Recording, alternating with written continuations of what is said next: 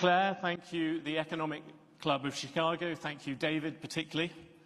I want to say two things at the beginning. The first is just for the record and for those people watching on television. The Economic Club of Chicago and Bloomberg both invited Vice President Harris to a similar interview about her economic plans that she has declined so far. And second, just to set some parameters about this interview, which I was just discussing with President Trump, we're going to focus on business and the economy. And that's partly because this is a business audience, but it's also because voters insist that the economy is the main issue that matters when they vote. So, on that note, let me invite onto the stage President Trump.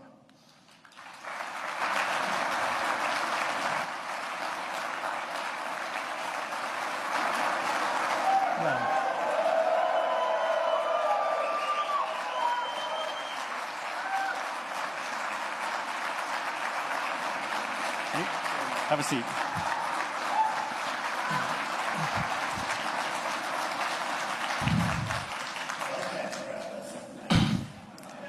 You've got a standing ovation.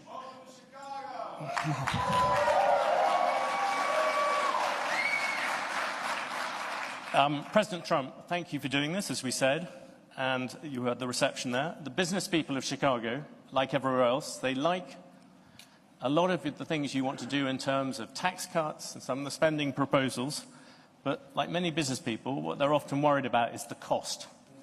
And the Committee for a Responsible Federal Budget, which is a bipartisan outfit, put out some predictions the other day. If you add up all the promises you've made, and your plans would add $7.5 trillion to the debt. That's more than twice the total for Vice President Harris. You're on course to push up debt up to 150% of GDP. You know, this is a very business-like audience. Why should they trust you with that? Because we're about growth. She's got no growth whatsoever. And we're all about growth. We're going to bring companies back to our country. You look at, even today, as I was driving over, I see these empty, old, beautiful, like steel mills and factories that are empty and falling down. Some have been converted to senior citizens' homes, but that's not going to do the trick. And we're going to bring the companies back. We're going to lower taxes still further for companies that are going to make their product in the USA. We're going to protect those companies with strong tariffs, because I'm a believer in tariffs. I'm not sure that you are. I don't think you are, but I congratulate you on your career. But to me, the most beautiful word in the dictionary is tariff, and it's my favorite word. It needs a public relations firm to help it, but to me it's the most beautiful word in the dictionary. Tariffs, do you think that will bring in the revenues? To use another bipartisan group, yeah, Peterson Institute, they say they only bring in $200 billion. That is that's barely the cost of two of your promises. Yeah, but that's like, for what company are you talking about, okay? Look, I've brought in with tariffs, and I was just getting started. Then COVID came, and we had because I tell you what, I did a very good job in COVID. Nobody knew what the hell it was. I call it the China virus because I like being a little more accurate. But when that came, but we got hundreds of billions of dollars just from China alone, and I hadn't even started yet. But tariffs are two things, if you look at it. Number one is for protection of the companies that we have here and the new companies that will move in, because we're going to have thousands of companies coming into this country. We're going to grow it like it's never grown before. And we're going to protect them when they come in, because we're not going to have somebody undercut them. And I could give you an example of this if you want. Would you like me to? Because it just happened. Give me a quick example, then I will come back. I just found out about it. So I've been talking about for the last year about Detroit and how horribly it has been. You know, it's just horrible, because we've been talking about Detroit's coming back for 40 years. And it's never come back. And it's very dependent on the car industry. Well, they've lost 60% of the business over a long period of time. And what happened is I found out a friend of mine builds auto plants. That's all he does. He builds auto plants. That's what he's good at. He doesn't want to build an apartment. All he wants to build is, and he builds the biggest in the world. And for the last year and a half, if anybody's heard me speak, I was talking about Mexico as a tremendous challenge for us right now. Tremendous. China is building massive auto plants in Mexico. and they're going to build them, and they're going to take those cars and sell them into the United States. They're very near the border, and they're going to have all the advantages and none of the disadvantages, and that's going to be the end of Michigan. It's going to be the end of, frankly, South Carolina, going to be the end of everything. So I've been talking about this, and I said to him about 9 months ago, I said, you know what? I want you to do me a favor, John. His name is John. I don't want to give his last name because he might not like it. But I said, I want to see an auto plant. I want to go and see one of these. You know, you press a button and everything works, right? I want to see one of the big ones. He said, all right, good. I said, where do we go? I'd like to go to Michigan. I'd like to go to someplace in the United States. He said, no, we can't do that. Why? We're not building anything big in the United States. That's not where we don't build the big ones here. I said, where are you building the biggest ones? He said, in Mexico. We're building giant plants, the biggest plants anywhere in the world. In Mexico, I said, so you mean they're going to make cars cheaply? They have advantages over labor and other things, and they're going to sell them into the United States, and they're going to put Michigan out of business. Is that what? I don't know anything about that. All I do is build the plants. If you want to see a plant, we'll go to Mexico. I'll show you the biggest plant in the world. That was 9 months ago. I saw him, and I talked about it all the time because I think it's a serious threat to our country, because not only autos, but other things. So then I see him. 2 days ago, I was talking at another club, very nice club, and like this, except, I don't know, I think you people are probably even wealthier, okay? This was in Detroit, okay, which was appropriate. And I was showing them all sorts of charts about how their car, you know, it's just gone down, it's like terrible. And I saw him, and I said, oh, how are you doing? How have you been? I said, could I ask you, how are those plants that you mentioned, those giant plants that you're building in Mexico, how is that coming along? Have you finished them? No, sir. They abandoned the project when they heard you're running. They abandoned the project when they saw that you were winning and doing well. I said, well, all the same. Because I told them, and I said it publicly, they're not going to sell one car into the United States. I said, if I run this country, if I'm going to be president of this country, I'm going to put a 100, 200, 2,000% tariff. They're not going to sell one car into the United States because we're not going to destroy our country because I know you're an anti-tariff guy, but I'm the exact opposite. If I had, there was no other way I could have stopped them other than, what am I going to do, negotiate with Mexico or China? You're not going to get anything from that. I said I'm going to put a 100, 200, or 300. I'm going to put the highest tariff in history, meaning I'm going to stop them from ever selling a car into the United States. So I just see the guy by accident. I see him. He says, sir, they've abandoned and by the way, they built foundations. They were really rocking. They were going to do it. They thought that I was going to win, or maybe they're just holding off. I tell you this. If I don't win, those factories are going to wipe out this country. They're the biggest factories ever built for cars.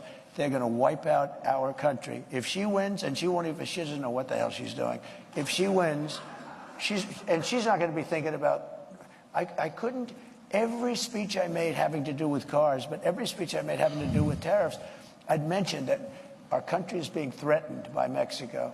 Now, all of those things, beyond even the car companies, all of those things are now dead. They're dead. I asked him, will they start? Probably not. They're dead as a doornail. If she gets in, it'll start up again. President Trump, I'll let you give your example. No, you talked a lot about tariffs. You look at the American economy, 40 million jobs rely on trade. It counts for 27% of GDP. Okay. If you cut that off, that's also going to have an effect on many, many business people here. Yeah. Tariffs also have another side. Isn't that something that you have to acknowledge? No. You could be plunging America into the biggest trade war since Smoot-Hawley. But there are no tariffs. You're going to stop. There are tariffs already at the moment. There are no tariffs. All you have to do is build your plant in the United States, and you don't have any tariffs. But people, a lot of places like this, there are a lot of jobs that rely on foreigners coming here. You're going to basically stop trade with China. You're talking about 60% on that, 60% tariffs on that. You're talking, as you said, 100, 200% on things you don't really like. You're also talking about 10, 20% tariffs on the rest of the world. That is going to have a serious effect on the overall economy. And yes, you're going to find some people who will gain from individual tariffs. The overall effect could be massive in terms of the economy. I agree it's going to have a massive effect, positive effect. It's going to be a positive, not a negative. Well, let me just tell you, I know example. how committed you are to this. And it must be hard for you to, spend 25 years talking about tariffs as being negative and then have somebody explain to you that you're totally wrong. It'll have a negative, it will have, I'll go a step further. If you don't do this, this country has no chance. 40 million jobs is a lot of jobs to rely on trade. They're all coming back. Those are 40 million jobs. Those are 40 million jobs in America that rely on trade. Are you ready? John Deere, great company. They announced about a year ago they're going to build big plants outside of the United States, right? They're going to build them in Mexico. And you threatened them with tariffs and they stopped. That's right. I said, if John Deere builds those plants and not selling anything into the United States, they just announced yesterday they're probably not going to build the plants, okay? I kept the jobs here, and I'll keep John Deere will stay here. And I'll tell John Deere, if you do build outside of the United States, you can if you want. For instance, India is a very tough country. It's not only China. China is the, I would say, probably the toughest. But there are a lot of tough. You know what's very tough? European Union. Our beautiful European countries, wonderful, wonderful. If you add them up, they're almost the size of us. They treat us so badly. We have a deficit. I said to Angela Merkel when she was there, she's not there anymore, I wonder why, but when she was there, I said, Angela, how many Chevrolets do we have in Berlin? Why, Donald, you have none. He said, that's right. How many Fords do we have in Frankfurt? I don't know, none. I said, that's right. You know how many cars we have? Mercedes-Benz, BMW, all of the different Volkswagen, millions and millions of cars. And then I said farm products. They don't want our farm. They don't want anything from us. We have deficits that are crazy. And we're not going to have them anymore. We're going to put tariffs on them, and they're going to do, and you know what they can do? The Mercedes-Benz will start building in the United States. And they have a little bit. But you know what they really are? Assembly, like in South Carolina. But they build everything in Germany, and then they assemble it here. They get away with murder because they say, oh, yes, we're building cars. They don't build cars. They take them out of a box and they assemble them. We could have our child do it. Can we come back? Let's come back to the Europeans in a second. What about consumers? People out there. They're going to be the biggest beneficiaries. Yeah, critics say your tariffs will end up being like a national sales tax. No. Because the countries if you have America at the moment has $3 trillion worth of imports, you're going to add tariffs to every single one of them. That is going to push up the cost for all those people who want to buy foreign goods. No. What's going to happen? That is just simple mathematics, President Trump. It's not. Yeah, it is, but not the way you figure it. I was always very good at mathematics. Yes. Let me tell you, you're saying $3 trillion. That's $3 trillion worth of imports. And they don't have to pay. And the higher the tariff, the more likely it is to have them come into the country. The higher the tariff, the more you're going to put on the value of those goods, the higher people are going to have to pay in shops. Ready? The higher the tariff, the more likely it is that the company will come into the United States and build a factory in the United States so it doesn't have to pay the tariff. That will take many, that will take many years.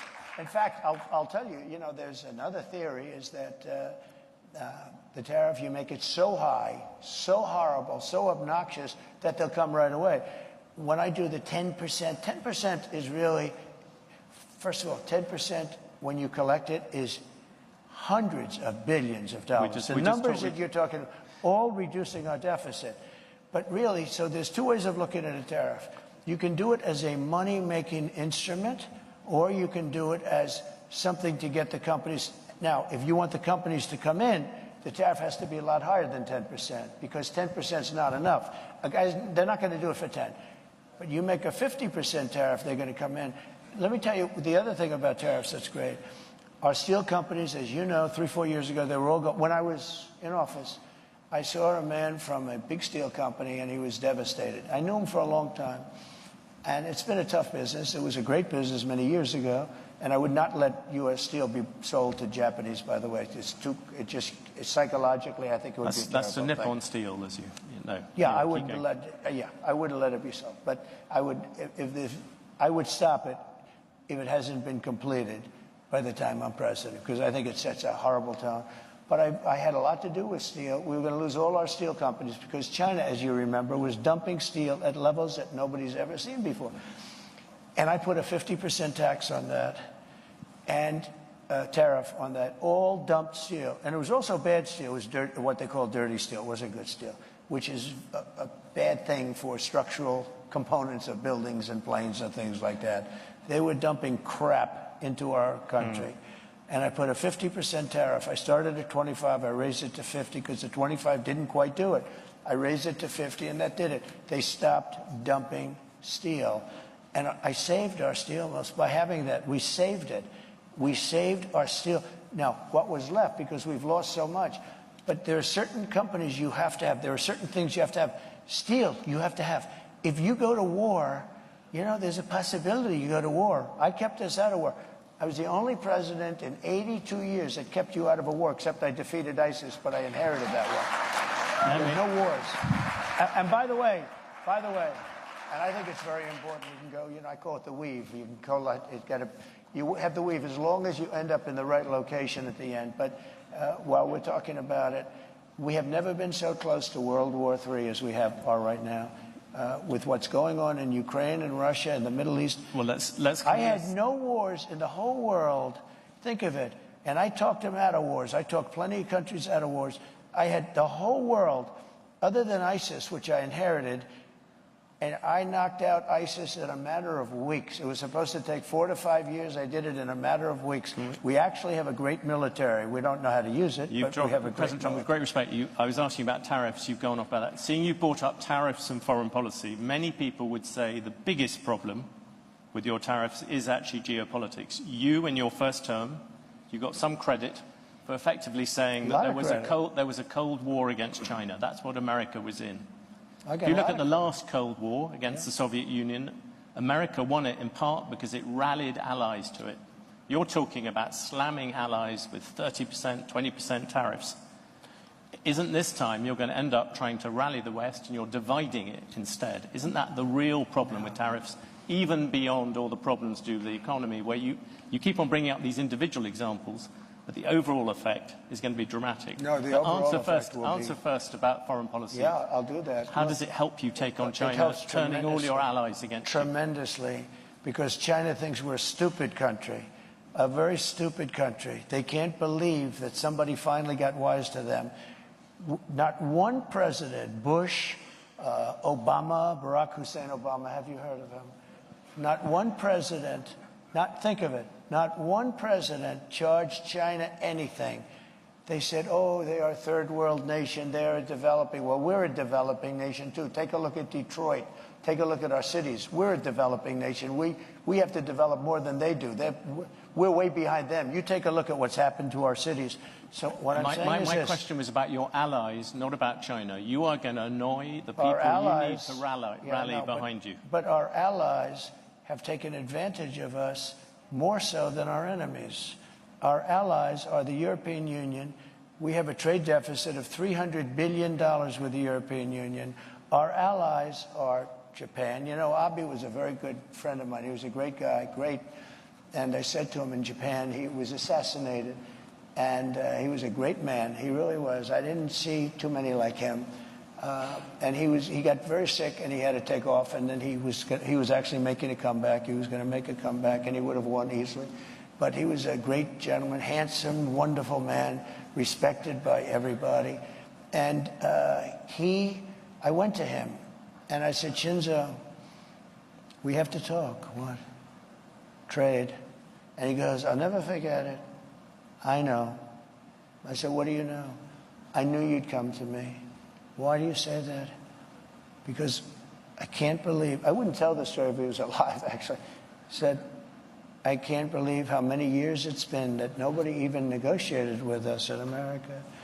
I said, Shinzo, you have to pay for your cars. You're sending millions of cars. You don't accept a car from us. You don't have one car that you accept, and yet we're selling 3 million, 4 million of your cars. I said, Shinzo, on agriculture, you won't even accept our agriculture. And I renegotiated the whole trade deal from a little disadvantage because I was stuck with a bad deal. I mean, we have trade deals that were so bad that I said, who are the people that are doing it? They're either very stupid or they're getting paid off, okay? It's one or the other. It's very simple. We have the worst trade deals all over the world. South Korea, I love South Korea. They're wonderful people, extremely ambitious. They have a money machine. We protect them from North Korea and other people. North Korea is very nuclear. I got along with him very well, Kim Jong-un. Yes. But wait, they don't pay us anything. And I said, this is crazy. If I didn't put tariffs on, you know, the motor company, the car companies, they make most of their money at small trucks. I put tariffs on China, but I put 27.5%. Otherwise, we'd be flooded with Chinese cars. And all of our factories would close. We'd have no jobs at all in the auto industry. That goes for electric, by the way, which is a killer, which I've explained, and I don't think I have to bore anybody by talking about it. But I put tariffs on South Korea because they were sending in trucks. And I put tariffs on, fairly substantial tariffs. Do you know that our car companies make almost all of their money with the small trucks, SUVs and small trucks? If I took those tariffs on, you would be inundated. Every car company would be out of business. And I got calls from Ford. I got calls from everybody saying, sir, I can't believe you're doing this for us. You saved our company. They make all their money with this. They make most of their money with the small truck and, you know, the SUVs. Many consumers ended up with more expensive cars. But let me just come at you on foreign policy. You wouldn't have a car company. You have said that Taiwan should pay for US protection. Yeah. I ask because this morning you just mentioned North Korea. The Chinese army, literally as we speak, are engaged in rehearsals for a full naval blockade of Taiwan. So I suppose my question to you, if China invades Taiwan, would you send American troops to defend it?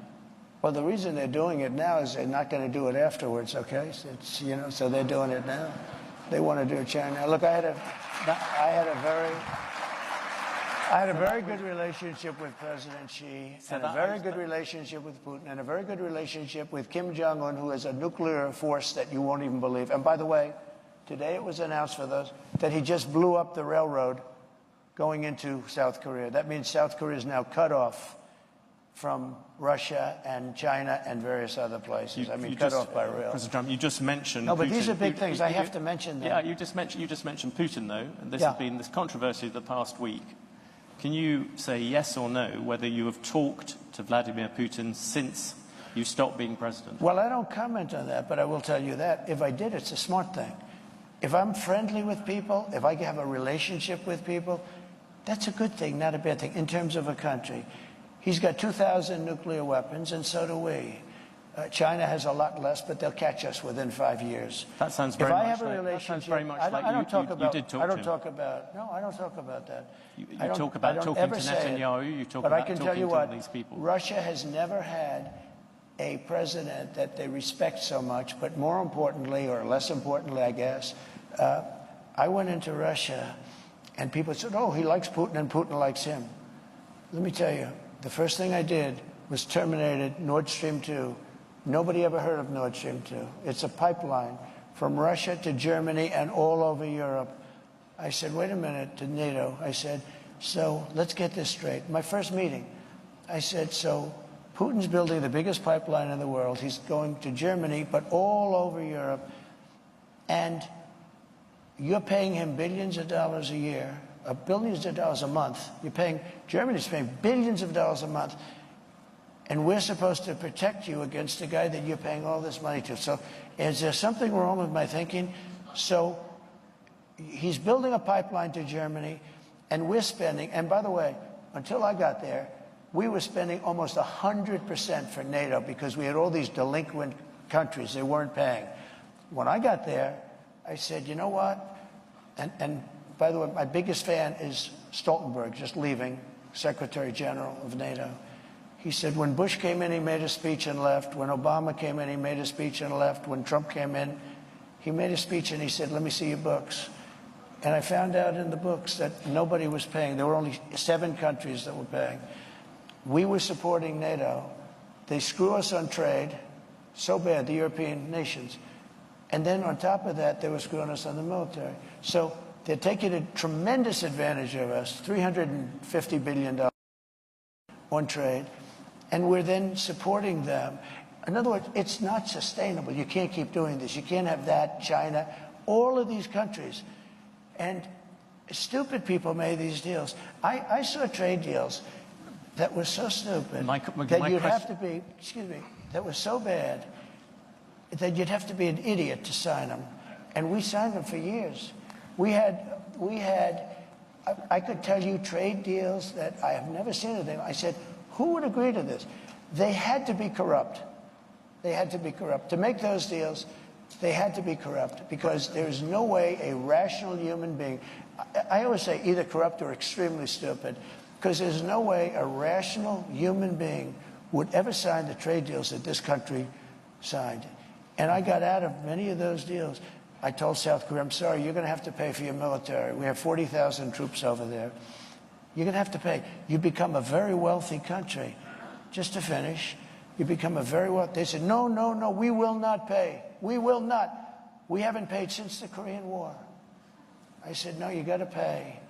I said, would $5 billion a year to start off with? No, no. They went crazy. They agreed to $2.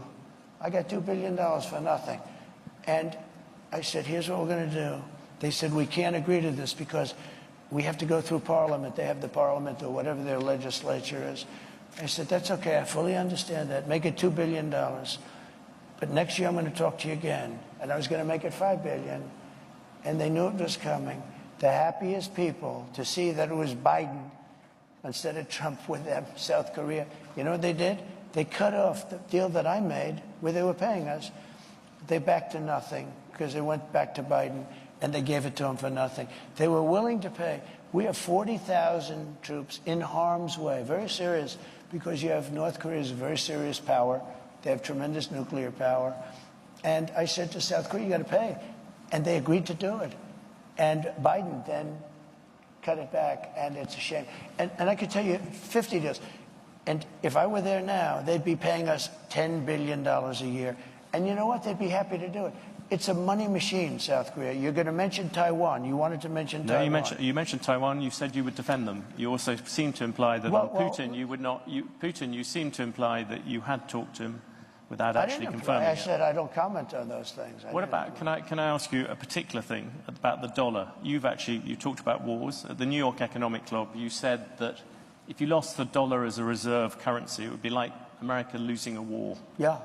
You look at what you're going to do in terms of protectionism, drive countries to use the other currencies, and all that debt is also going to lessen the dollar's status as the world's reserve currency. If I'm you worry about the that? dollar is so secure, your reserve currency is the strongest it'll ever be. And you said that, President Trump, at the moment there is a thing called the Trump trade in the markets. Do you know what that is? The Trump trade is very simple. People are betting that your policies are going to drive up debt, they're going to drive up inflation, so they're going to drive up interest rates. Are the investors wrong? Yeah, I had 4 years no inflation. I had 4 years no inflation. But that was when you had much. I had 4 years. It's better than that. And Biden, who has no idea where the hell he is, okay? Biden went 2 years with no inflation because he inherited from me. And then they started spending money like drunken sailors. They spent so much money. It was so ridiculous, the money they were spending. They were spending on the Green New Scam. The Green New Scam, the Green New Deal. You know, it was conceived of by AOC +3. She never even studied the environment in college. She went to a nice college. She came out, she just said, the Green New Scam. She just named all these things. But President Trump, the issue the markets are looking at the fact you are making all these promises. Latest one was car loans. You're flooding the thing with giving giveaways. But we're going to grow. I was actually quite kind to you. I used 7 trillion. The upper estimate is 15 trillion. People like the Wall Street Journal, who's hardly a communist organization, yeah, but you don't know. They have criticized you on this as well. You are running up enormous debts. What does the Wall Street Journal know? I'm meeting with them tomorrow. What does the Wall Street Journal know? They've been wrong about everything. So have you, by the way. You've been wrong about You're trying to turn this. You're trying to turn this. You've been wrong about it. No, you're trying to turn this into debate. There are it's business not a debate. people. There are but business you're wrong. people. You've been wrong all your life on this stuff. You've been. No, let me tell you about currency. You're going to jump in a lot of different subjects. The reserve currency. To the subject let's stick to reserve currency. That's where you started, right? The reserve currency is under threat because you have Iran, you have Russia, you have China. China's the one that you have to worry about because they want it. Yeah. They want to have the yuan be the thing of power. So here's what I'm doing. Again, I hate to go back to it. If somebody says, and I know countries want to get out because they don't respect our leadership, they look at this guy, they say, you got to be kidding, and she's worse than him. By the way, I never thought I'd say this.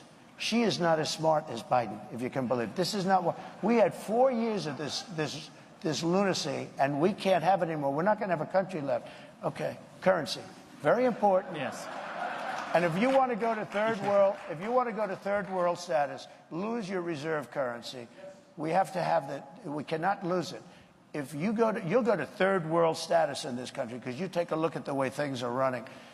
If a country tells me, sir, we like you very much, but we're going to no longer adhere to being in the reserve currency. We're not going to salute the dollar anymore. I'll say, that's okay. And you're going to pay a 100% tariff on everything you sell into the United States. And we love your product. I hope you sell a lot of it into the United States, but you're going to pay 100% tariff. He will then follow it up by saying, sir, it would be an honor to stay with the reserve currency. That will be like just playing. That's not even chess, that's checkers. But you don't have other, listen to this, you don't have other people that can talk that way. You know, a lot of people say, we love Trump's policy, but we would like to have another messenger because we don't like him. He's a little bit crass. And then, actually, it was Lindsey Graham, I must say. He was a progressive, in all fairness. But Lindsey Graham said, but Trump's policy doesn't work without Trump. And there's a lot of truth to that. Macron was going to, nice guy, Emmanuel. He's a wise guy, but he's for France, and we're for the USA. You know this story. He was going to tax American companies doing business in France, a very substantial tax. And I told my people, I didn't even like the companies, but I'm representing American companies. And so I said, call Macron and call his people and say, we're not going to stand for that. And I got Mnuchin and, you know, a lot of guys, smart guys, if I can finish. Yeah. I'll go longer if you want, if it helps. Because you got to be able to, you move too quick. No, you got to be able to finish a thought because it's very important. You know, this is big stuff we're talking about. You can't go that quickly. You've gone from the dollar to So let Macron. me just tell you. So I said, no, I'm just telling you basic, it's called the weave. It's all these different things happening. Yeah.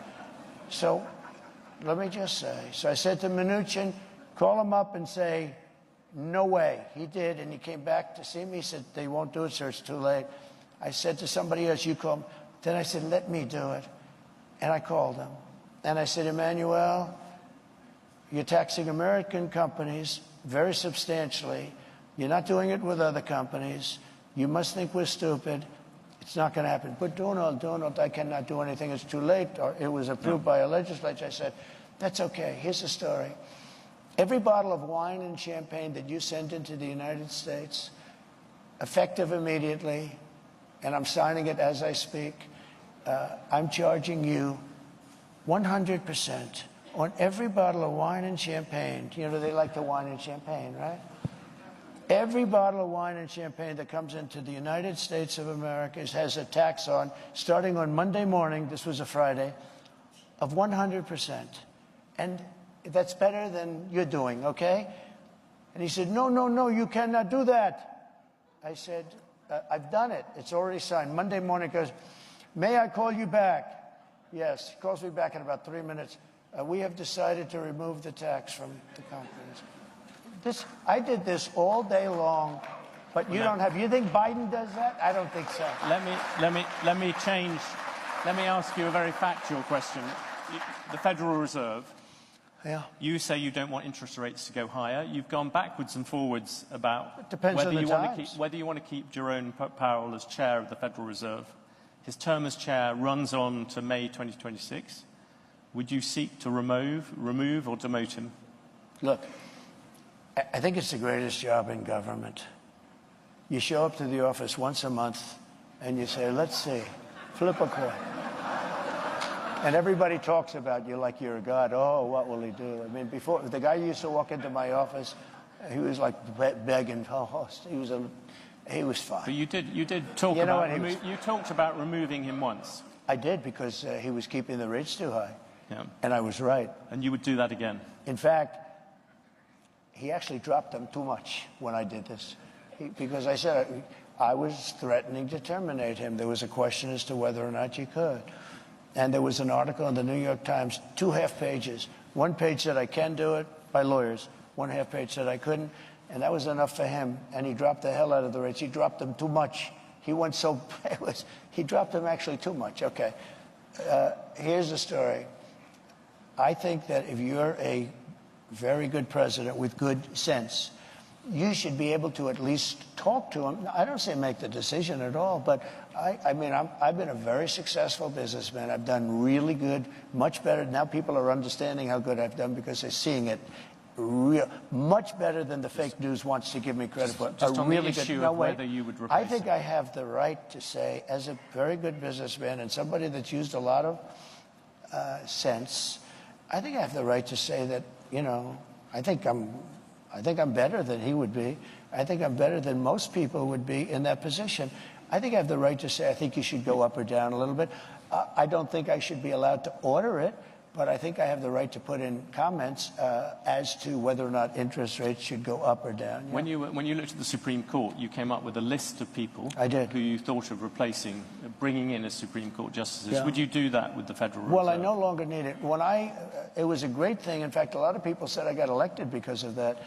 I was an unknown quantity. I was very known as a business guy, but I wasn't known as a political person or the leader of a country. And people were very worried about, you know, actually they were worried, am I going to be liberal, if you want to know the truth?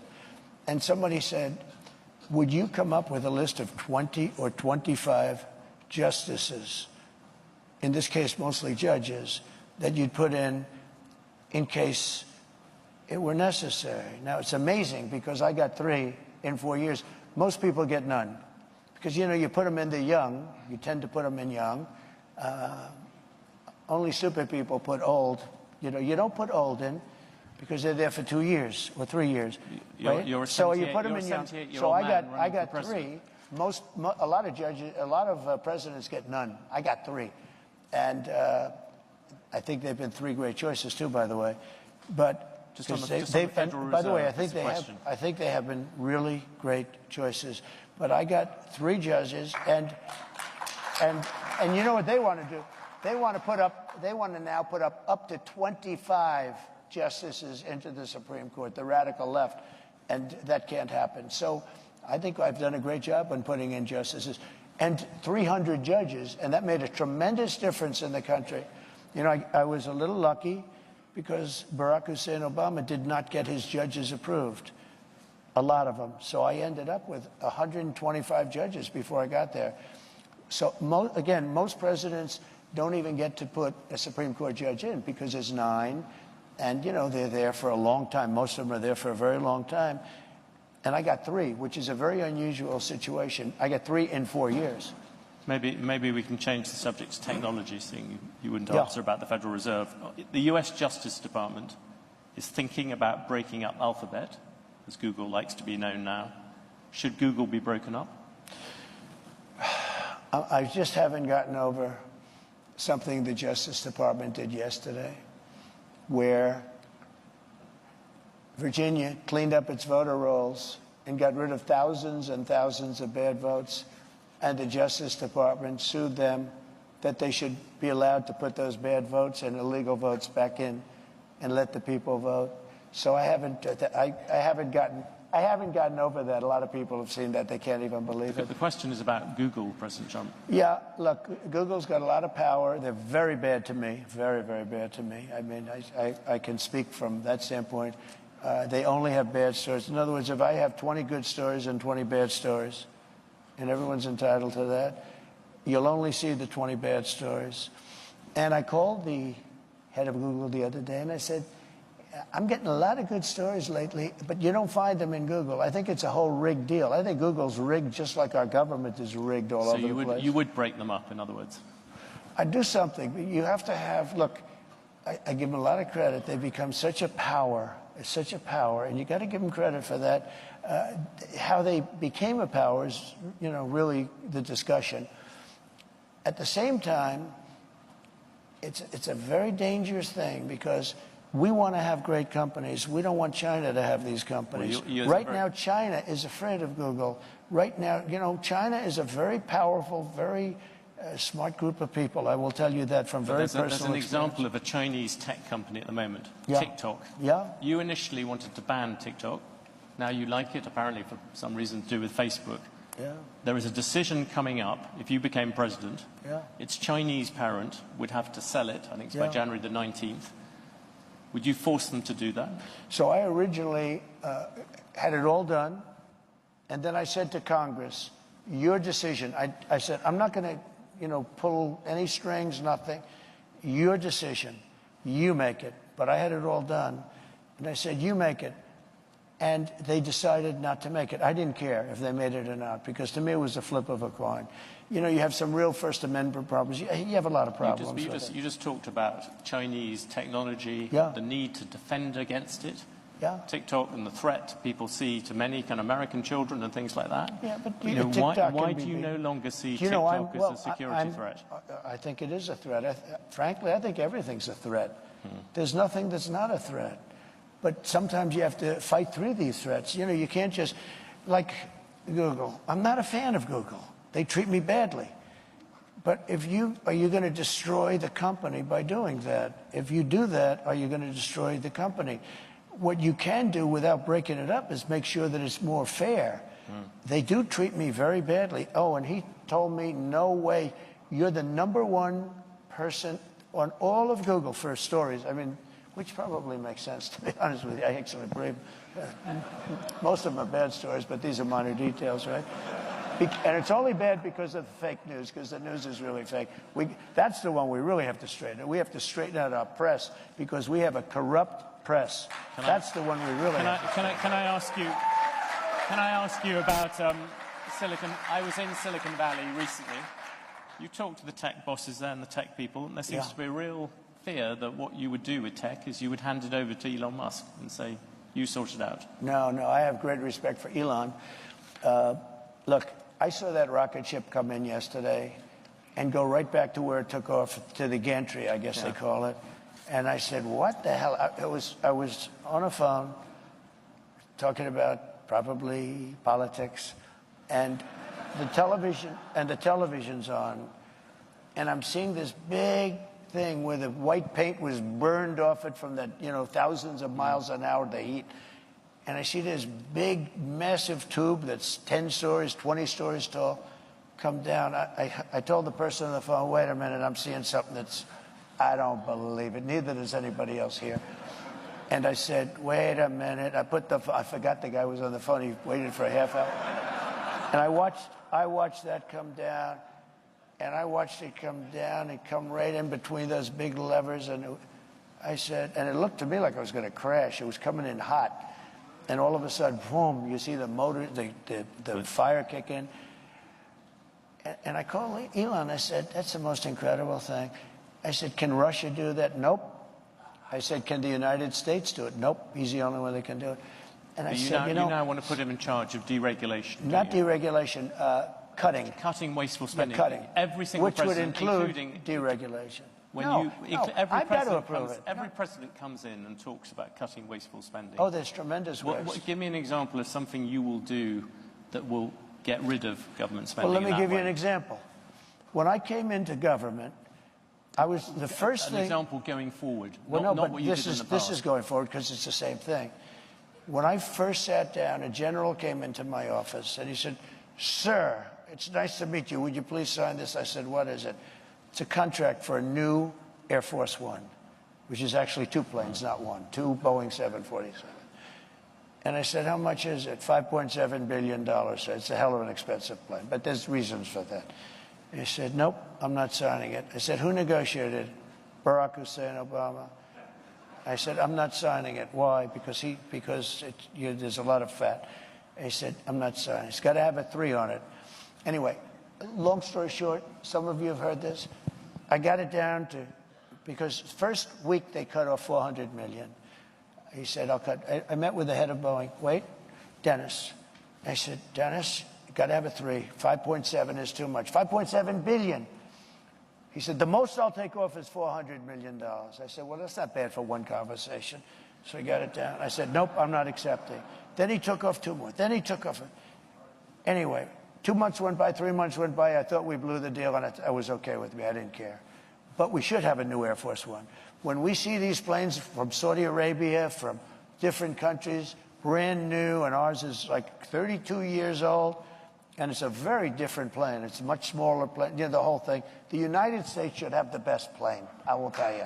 Not for me, but we should have it. Let me just finish. So would you... he said, he calls up after like 2-3 months. I didn't call him, which is the best way to buy something. Don't call back. And he goes, in fact, when he called me, I said, I wonder what the hell he wants. That's a good way to negotiate, let me tell you. So he calls back, he said, sir, $3,999,999,99 1 penny below $4 billion. So I said, you got yourself a deal. Then I said to him, let me ask you a question. So you had a deal at $5.7 billion, and in a period of 2 months, I got $1.7 billion off. That means you were going to make $1.7 billion profit on an airplane. Did nobody ever negotiate with you? Well, not really, sir. They just, this is the price, and they said, we'll take it. And I said, you know, and then I learned, that was my first experience, you know, from that.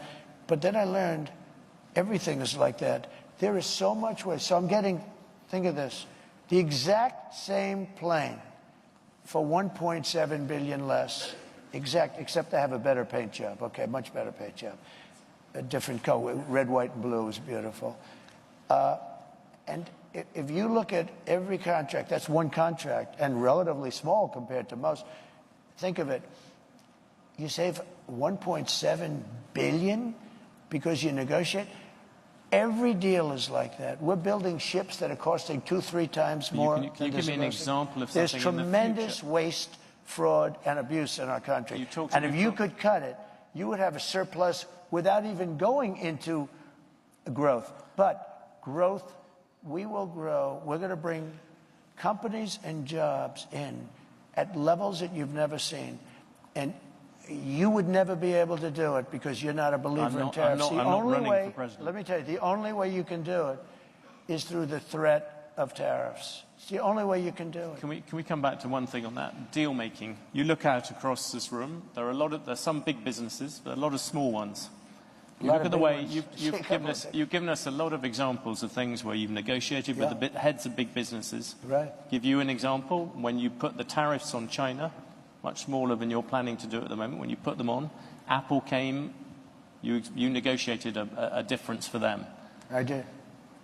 That's much harder for small business people. Isn't the problem with the way that you do these kind of deals? You're bound to deal with the big companies. It's the small companies who get hit by all these different things and can't find exceptions. Oh, we have exceptions. No, we had an exception rule.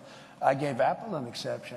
Tim Cook is a great business. Apple is not a small company, and so please don't give it Tim Cook. But here's what happened. happened. The question is about small businesses. Yes, but what will you do for them? No, but we have a very talented group of people. Bob Lighthizer did a very good job. We had great people. We had central casting. These are great, and a large group of people. We made exceptions. In the case of Apple, they needed an exception. You know why? Because of Samsung. He came to me and he said, Samsung makes a product similar to ours, very good product, the phones and other things. And because they're in South Korea, they don't have the tariffs. Because we're in China, we have the tariffs. I said, you happen to be right. You're not going to be able to compete. I said, look, I'm going to give you a 1-year break, but I want you to start building your factories in this country, whether it's Texas or any other place, anywhere in the country. And he said, what does that mean? I said, you have everything in China. I want you to move it from China back to our country. And he started doing that. And he built a factory, a big one in Texas. He built another one. And this was all a process. It was all happening. But I did give him an exception. And the reason was, he said, as soon as he said Samsung, I said, how is that product compared to yours? He said, it's a good product. I said, then you really can't compete. You can't have a 25 or 50% tariff and compete, right? Yeah. And I said, I'm giving you an exception. And I did it for many companies. But what happens if small businesses come and see you? That was the question. But we do it for small businesses, too. We do it for small business. I'll give you who I didn't know, but he came to me. He was at a meeting, and he built kitchen cabinets. And he was, you know, pretty big in the business. That's all he did is build kitchen cabinets. He said, sir, China and South Korea are building kitchen cabinets for 1/3 of what I can make them. I said, what's the quality? They're not as good, but they're good enough. I can't compete. I'm going out of business. I'm going out of business. I put a 25% tariff still on kitchen cabinets. I saw the guy 3 days ago. He said, I'm the man that saw you about kitchen cabinets. You saved my company when you did the tariff, and you saved thousands of jobs, and my company is now doing very well. And he started to cry. This guy hasn't cried too much, I will tell you. He said, you saved my company. There's nobody that could have done that. Maybe I can ask you then about something else. Yeah. Business people here in this room, business people, capital markets, they all like the rule of law. They like certainty. The Chinese, who you mentioned, other dictators, right? They don't like it when things go wrong. They like it when things go wrong in America. If you look at the events of January the 6th, 2021, it showed to many people America's democracy was unruly and violent. Only 3 weeks to go to the election. Will you commit now to respecting and encouraging a peaceful transfer of power? Well, you had a peaceful transfer of power. You had a peaceful transfer of power. You had a peaceful... Come on, President Trump. You had a peaceful transfer of power compared with Venezuela, but it was by far the worst transfer of power for a long time. Thank you. I appreciate that, because this is what they like to do. This is what they like to do. It's very interesting. The question, President Trump, is would you respect the decision? When I found out about this interview, I did a little check. He's a man that has not been a big Trump fan over the years. So I had a choice. Do I do this interview or not? I'm glad I did it. But do I do this interview, or do I disappoint a lot of people? Because I know a lot of people in the audience. But his view is very different than mine. Let me just say. I'm asking you a question, Professor. We had a term, peacefully and patriotically. These were people. If you think an election is crooked, and I do, 100%, if you think the day it comes when you can't protest, you take a look at the Democrats. They protested 2016. They're still protesting it. Nobody talks about them. But if we protest, we want to have honest elections. You think the last election was honest? Do you think it was all the times it went to courts? The courts sided with the other. No, it didn't go. They went to court, and the courts all said, you don't have standing. Nobody had standing. And it's hard, frankly, after an election for a judge, but they all said you don't. Nobody ever had standing. But the facts, if you take a look, I'd show you hundreds of pages of facts. People were angry. People went there. And I'll tell you what, they never show that. The primary scene in Washington was hundreds of thousands, the largest group of people I've ever spoken before, and I've spoken before. And it was love and peace. And some people went to the Capitol, and a lot of strange things happened there. A lot of strange things, with people being waved into the Capitol by police, with people screaming, go in, that never got into trouble. You know, I don't want to mention names, but you know who they are. A lot of strange things happened. But you had a peaceful, very peaceful. I left the morning that I was supposed to leave. I went to Florida, and you had a very peaceful transfer. This was not and I'll tell you what, those people that did go down, which was a tiny fraction of the people that went to Washington. I mean, you're talking about a very, very small, because hundreds of thousands of people, and I don't know what you had, 500, 600, 700 people go down to the Capitol. But those people, that was not one of those people had a gun. Nobody was killed except for Ashley Babbitt. She was killed. She was killed. She was shot in the head by a policeman what he did was horrible. President Trump, so I think we should be allowed to disagree on that. And obviously, you see by the reaction in this room, let's return to one other big subject you bring up repeatedly, immigration. Yeah. I know it's a very emotive issue for you, but just from the point of view of business people here, you look at the full effect of taking a lot of people out of the workforce, removing a lot of people. The Congressional Budget Office is banking on the fact that there'll be $9 trillion added to the GDP of America over the next 10 years by immigrants. You want to stop that process. For all the people who run businesses in the audience, I'm just focusing on the economic thing. Are you prepared to say, look, it's fine to have a slightly smaller economy in exchange for having the immigration controls you want? Simple answer. I want a lot of people to come into our country, but I want them to come in legally. I don't want to have murder.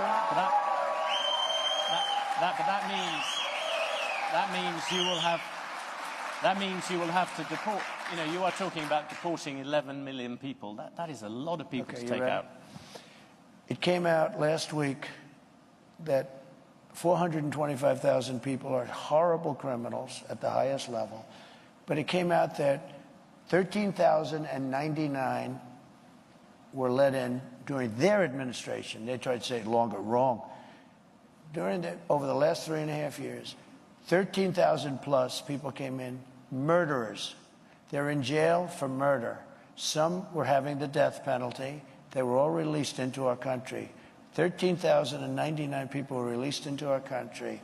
We had drug dealers released. We had street gangs released. Look at what's happening in Aurora. But now I don't have to go with Aurora anymore. Look at what happened last night in Times Square, where migrants from all over the place. You know, it's not just South America. We have people coming in from the Congo, large numbers from the Congo and Africa. They came in, as of last night, I was speaking to Tom Homan, 180 countries. People came in. They came from prisons and jails. They came from mental institutions and insane asylums, a step above. They came from the terrorists. We had large numbers of terrorists come in. When I was president, we had the strongest border in the history of our country. I built hundreds of miles of wall, and walls work, by the way. Hundreds of miles. We had the best numbers we've ever had. Now we have the worst numbers, and here's the problem. We have some of the worst criminals in the world coming in. Now, Venezuela, their crime has gone down at levels that nobody's ever seen before because they've taken their street gangs and their drug dealers and they've emptied their prisons, not fully because they can't get enough buses. They've emptied their prisons. They load up the buses and they drive them into the United States, and they're dropping their prisoners into our country. Their crime is down. Their numbers are crazy how low it's dropped. I heard 72, 74%. They've taken their gangs. They've taken their criminals off the street.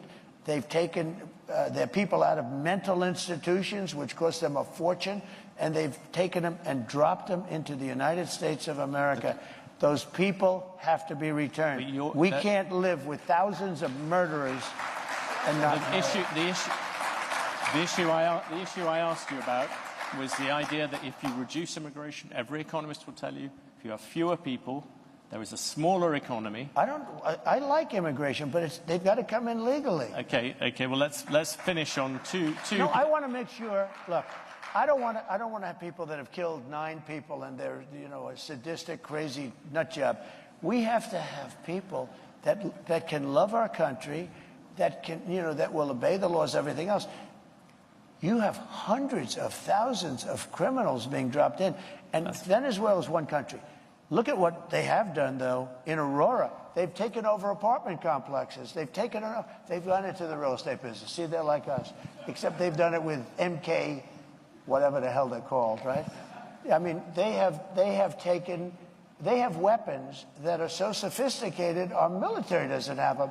They've taken over parts of cities. In Colorado, you have a place called beautiful Aurora. Take a look at what's happened to Springfield, Ohio, where they dropped 30,000 people into a community of 50,000 people, and it's total bedlam.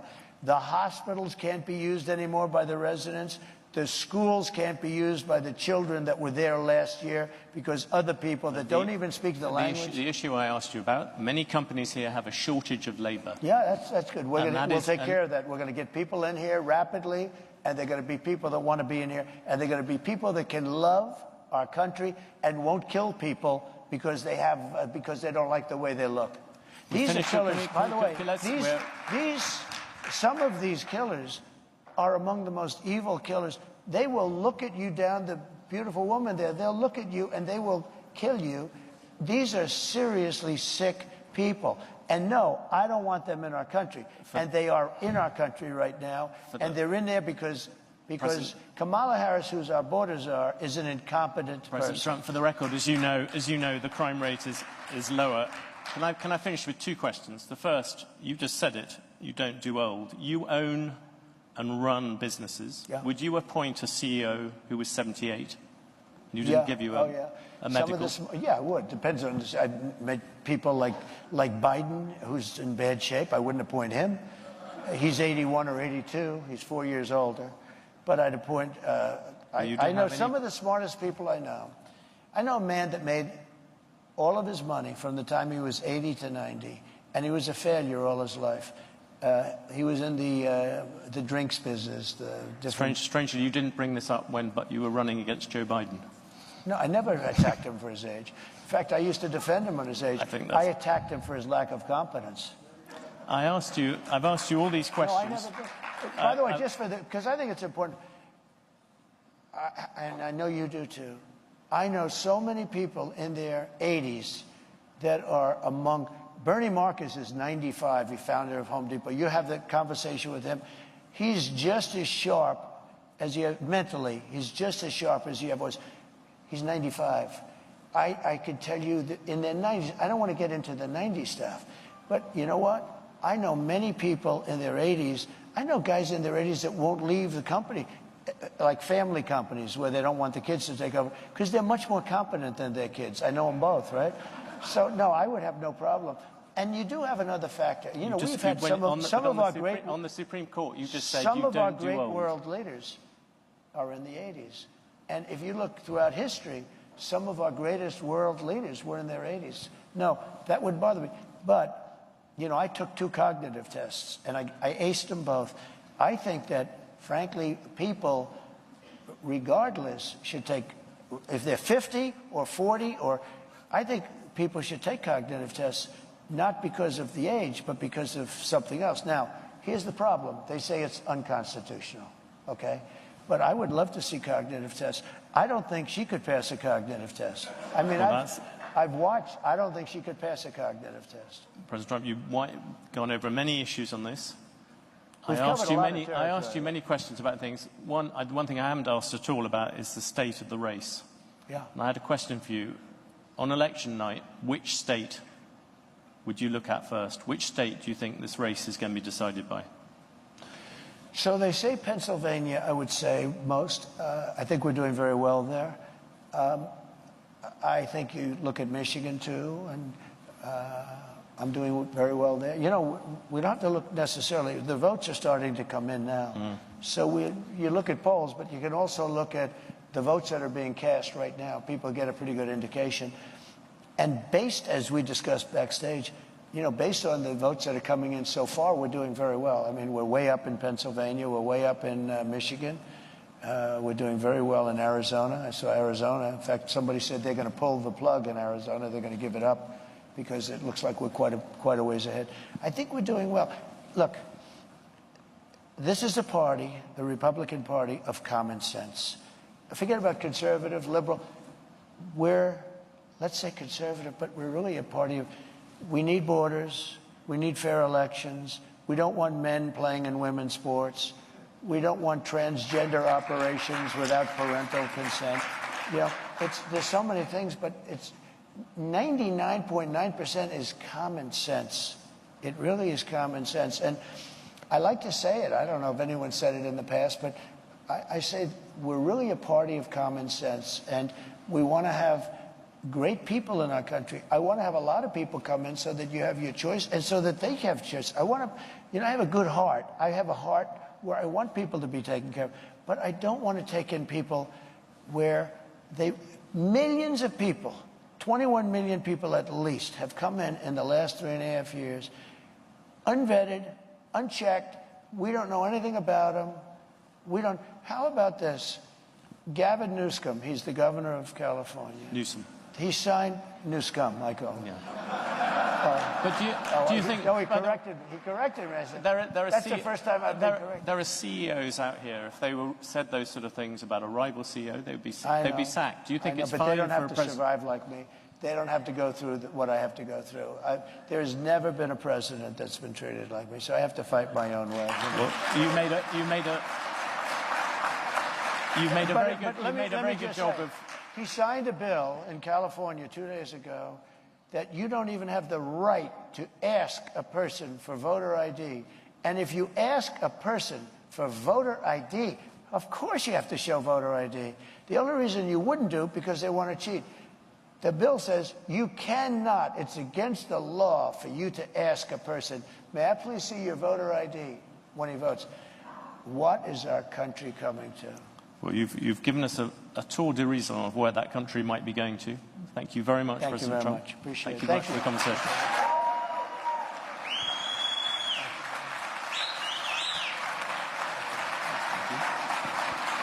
Good job. Can we come out this way?